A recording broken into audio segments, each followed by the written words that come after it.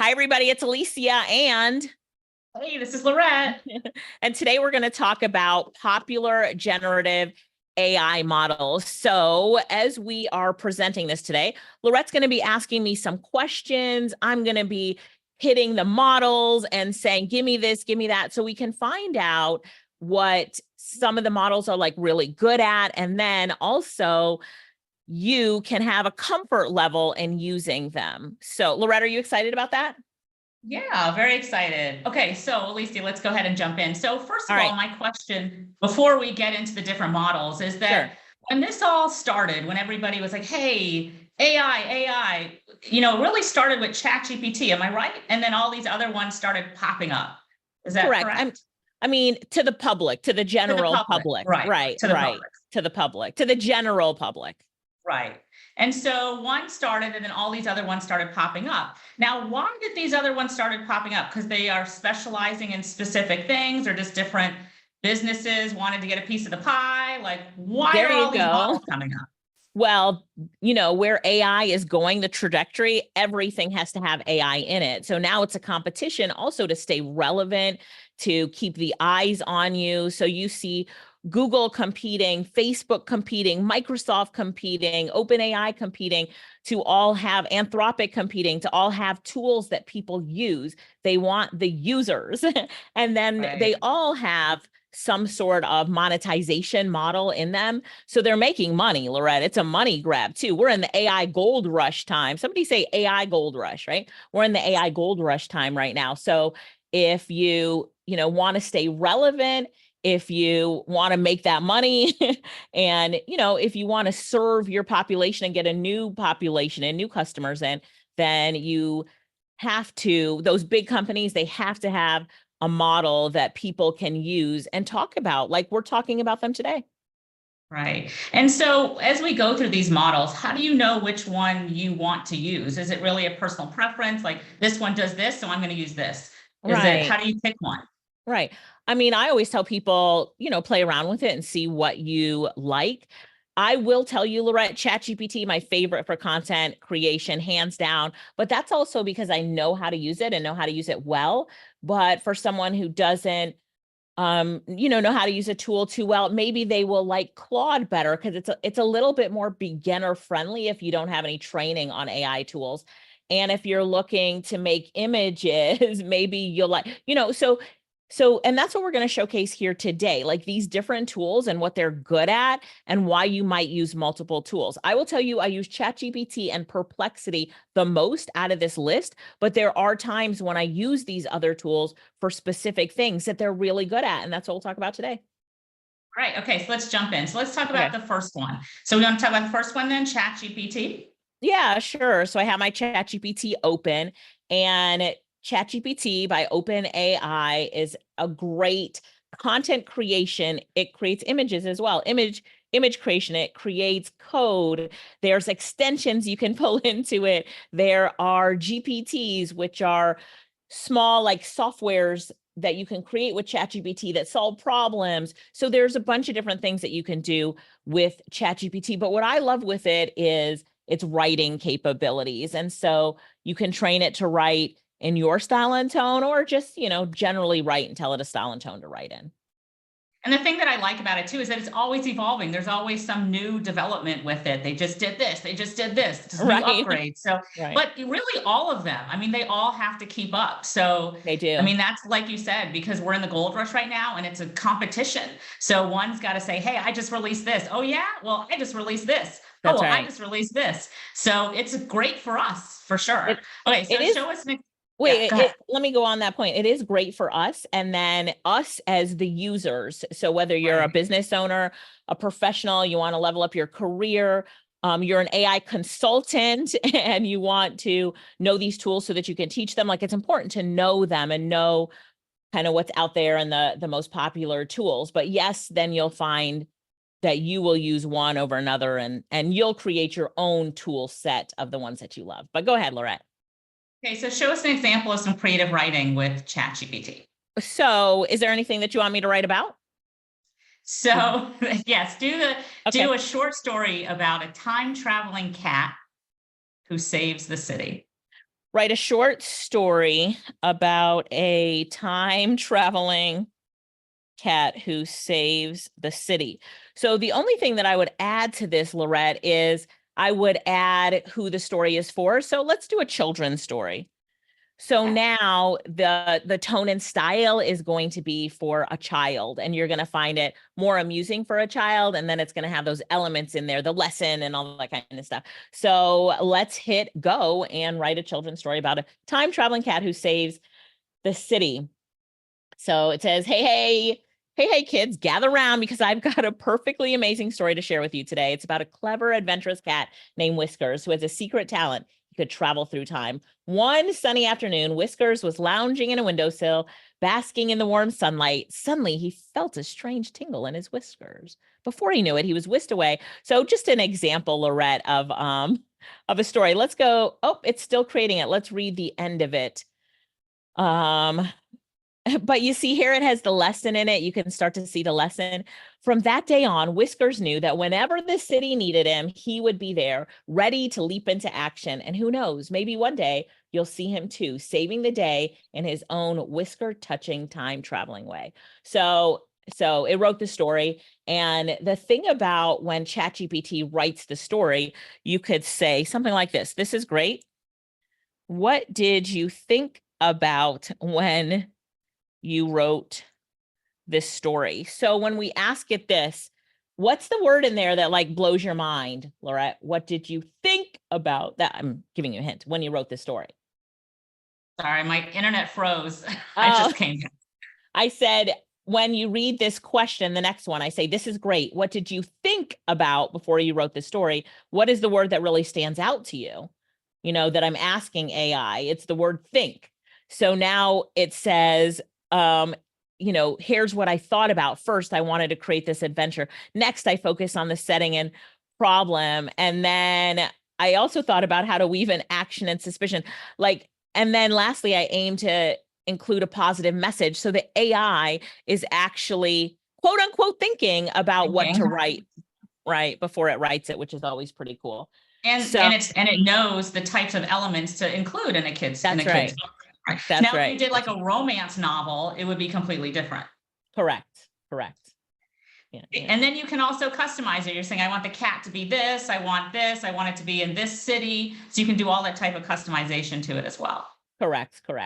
All right. Well, that's a great example of creative writing with ChatGPT. But like you said, it can do so many different things. That's just one example.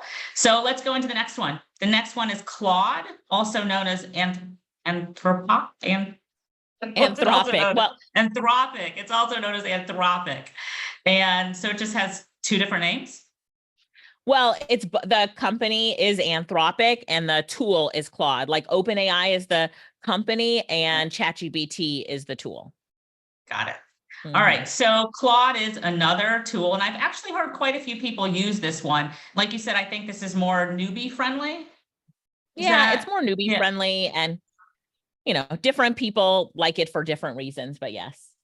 Okay. So let's do an example, show people what it's like. So one example that can you do something with meeting notes? So summarizing meeting notes as an example.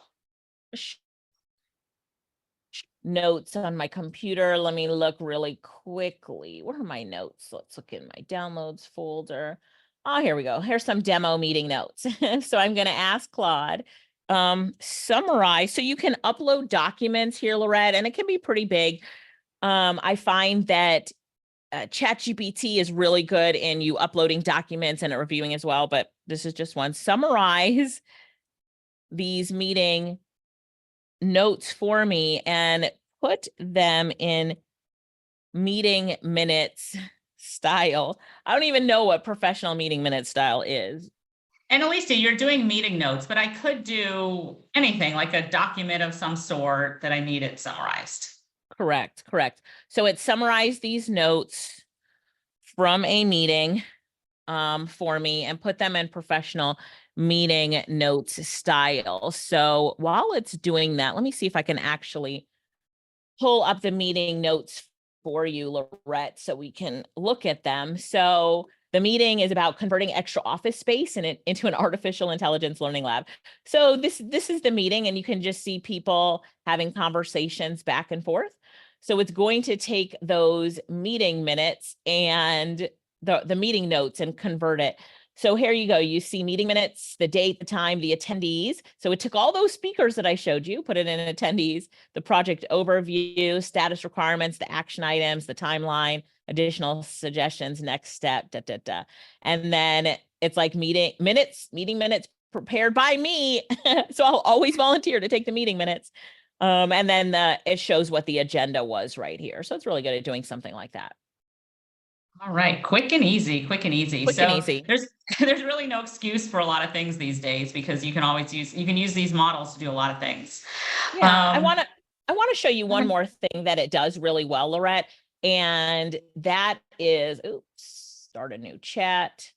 So I am on the free version right now. You see, I'm not subscribed to Pro, and on the free version, you have a limited amount of work that you can do on it. I can do like 4 searches every few hours or something like that. So I just wanted to tell you that, but I'm going to ask it to give me buying advice on 2 cameras. And then I'm going to say, I would like to use one of these for recording my podcast indoors. So now it's going to do a comparison. Look how fast that was. I couldn't Wow. even explain it, but it tells me to advise you on choosing between these for your indoor podcast. I'll compare their relevant features. And now it says for indoor podcast recording, the 7R IV is likely to be sufficient and more cost effective. The Alpha 1 advanced features like 8K video, superior autofocus are probably an overkill for the purchase. However, if budget isn't a concern and you want future proofing, get the Alpha 1. All right. I like that. So it's Yeah. a shopping companion as well. Now, you were Yeah. talking about the subscription. So is it the subscription, is it basically just the ability to do more? So to search more? Yeah, and to use their latest version and to not have any limitations on your searches. So ChatGPT, all of these have a free model. ChatGPT free model, Claude free model, Perplexity, which we're getting into next, free model. All right. Okay. So let's go to the next one, Perplexity. Now, I know you like this one a lot. You talk about it, and I know you use it a I lot. do. So what are some of the best things that what is Perplexity known for? Sure. So Perplexity is known as a great research tool. When you use Perplexity, you will never Google again. Trust me, this is like your Google replacement. Googling is dead. It's all about perplexitying. And so you can ask Perplexity to do some sort of research for you, to find out something for you. But look at this. You can focus it and say, okay, I only want you to get sources from academic papers, or I only want you to look in Reddit. So we're getting people's opinions from a forum. So it does that really well. And also when it researches, it finds sources and it gives you all the sources. So this is great if you're writing, for professional writing or researching, or you're, writing a blog post and you're looking for sources to link your content ideas to, all that type of stuff, Lorette. Because that's been a question when people say, how do I know where this information is coming from? So Right. that Perplexity solves that. So Yeah. let's do an example. So can you compare? I know it's good for comparing 2 topics. So Okay. here's something that I'd like for you to compare. So compare electric cars and hybrid cars in terms of their environmental impact. So you're comparing electric and hybrid in terms of their environmental impact. Now, you know that I have my undergrad and grad is in environmental. So I'm like, boy, if this was only around during when I was in college, I'm telling you, I had a good GPA, but I'm telling you. So the first thing, Lorette, is it searches the web. And what I put in here, it actually broke it down into 3 other searches. So think about going to Google and opening 3 Google windows and typing 3 different searches in there so that you're searching 3 different phrases. So then it's giving us the sources. So look at all these sources. It has 20 sources. And then you can look at these sources to see where they're coming from. And then now you can say, okay, this is where my sources are coming from, like the EPA. So you can see where it's coming from in generating your answers. The New York Times, Progressive Insurance. So when we look at our answer here, it says when it comes to environmental impact, both electric and hybrid offer advantage over traditional gasoline powered vehicles, but there are some key differences between the two. So it talks about electric cars, which I have one, hello, and then hybrid cars. And then it gives you a summary from a full environmental perspective. Electric cars tend to have the lowest overall impact when charged with renewable electricity sources. Hybrids are better than gasoline, but not as clean as full electric cars. So what we did, me and Perplexity, what Perplexity did was it gave us the answer, right? And it like did the comparison, electric, hybrid, you can see that. And then it gave us the solid answer we wanted. And then it gives us all the sources to show where it came up with this answer from, so we can make sure, yeah, I agree, all those sources, good. And then what it does down here, Lorette, is that it says, let's dig deeper. So here's some other questions that you can dig deeper into. So you may not have thought of either. Right. So Perplexity is saying, okay, we answered that question. You need to dig a little bit deeper because there are more questions in this, as you are exploring this topic, there's more questions that you should be asking. So now how do the production processes compare in terms of environmental impact? I wouldn't have thought about that. But if we're truly concerned about the environmental impact that our car has, don't we have to think back to the even making of the car? Right? So it's saying right here, while electronic vehicles tend to have a higher upfront environmental impacts from battery production, their lack of direct emissions from operation can offset this over their lifetime compared to gasoline cars. And then it says hybrids have lower production impacts. So we're talking about making it. So the first search said the electronic vehicles were better for the environment than the hybrid. And now it's saying that the hybrid has a lower production impact than the electronic vehicle, something I wouldn't have thought of. But because of the use, the long-term impact, electronic vehicles are still better.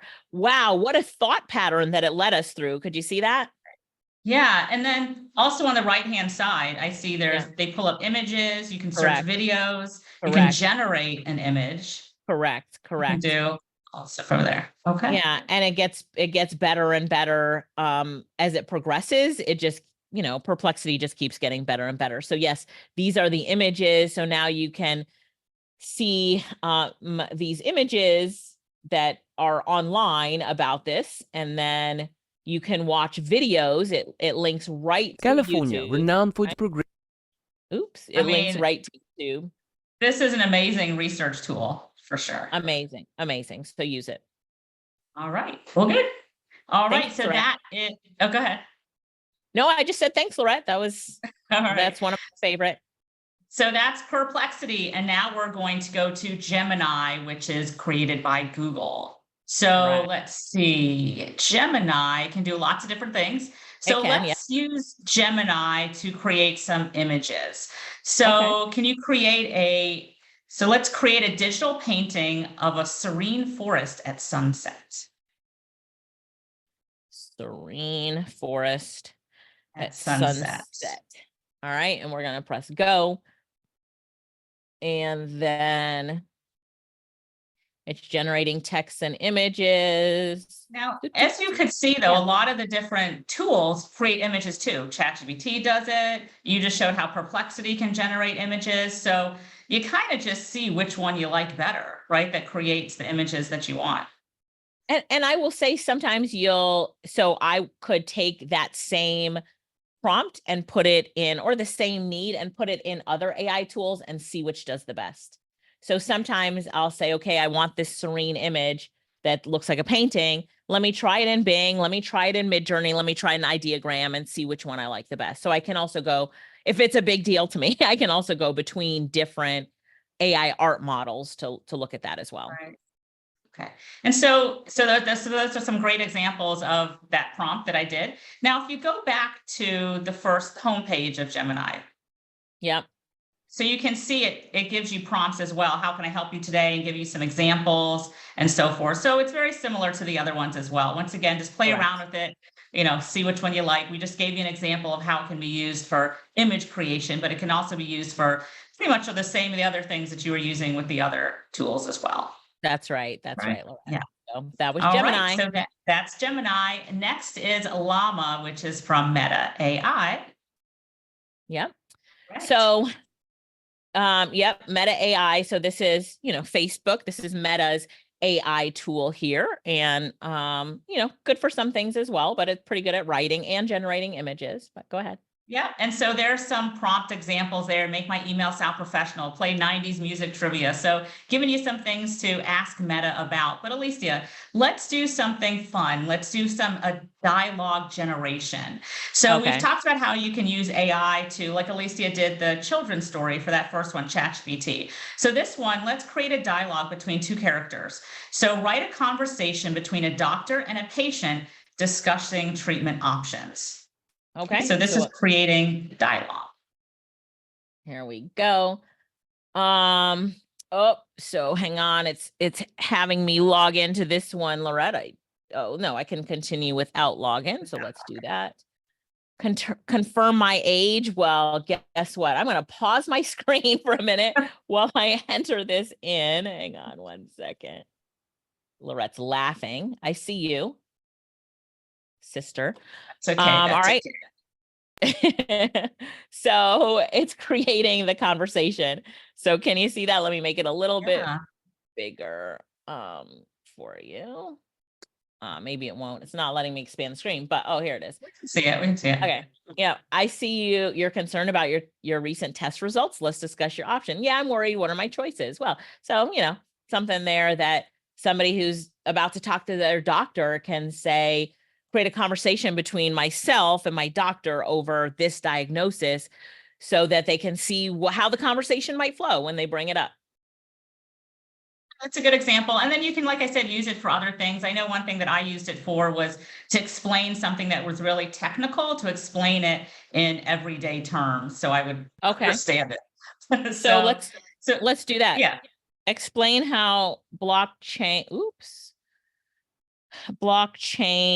technology works in simple terms for a teenager to understand. All right, here we go. So it picks up on it right away. Blockchain technology 101 for teens. And then it's, how it says why it's cool. That's what a teen would say. That's what a teen would say, right? When someone wants to add new info, I might need to read this for myself. They create a block and send it to the network. So once verified, the block gets added to the chain, which is like a digital notebook. Very cool. So sometimes some of us need it explained like a fifth grader. So, Meta AI is great for the explanations.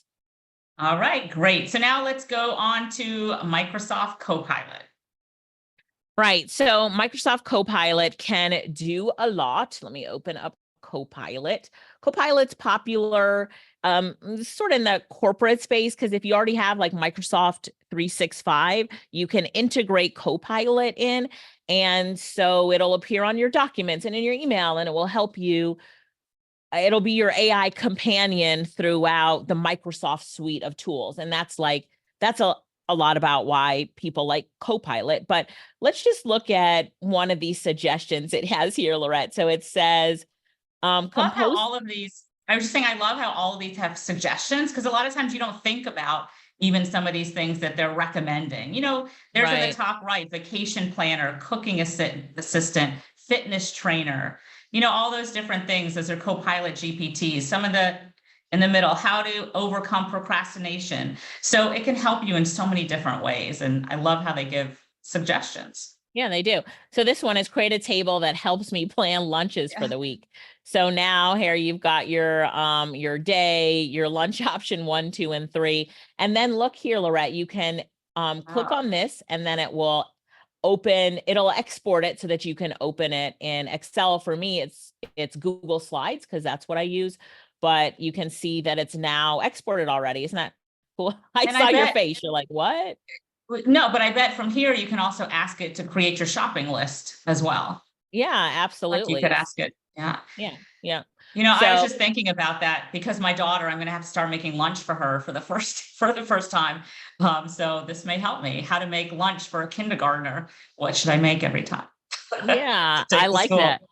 I like that, Lorette. And I think that, people say that AI makes us less creative, but I would disagree because when Disagree. you're, yeah, when you're using these AI tools, you're now able to do things like that. Like you'll make more creative lunches for your daughter. And then Right. that frees up your mind, like the pressure of you thinking, what am I going to have to create every day? You can go to AI, which will help you and say, don't worry, Lorette, I would love to help you create these meal plans. If you call me and ask me to help you, I'd be like, no, I'm not going to help you. I'm busy. But of course, I would say go to AI, but now AI is here to enhance our lives and the things that we're doing personally and professionally. So speaking about that, I'm going to show you this picture in a minute if I can, but my garage door was broken. You know this story. So one of the rollers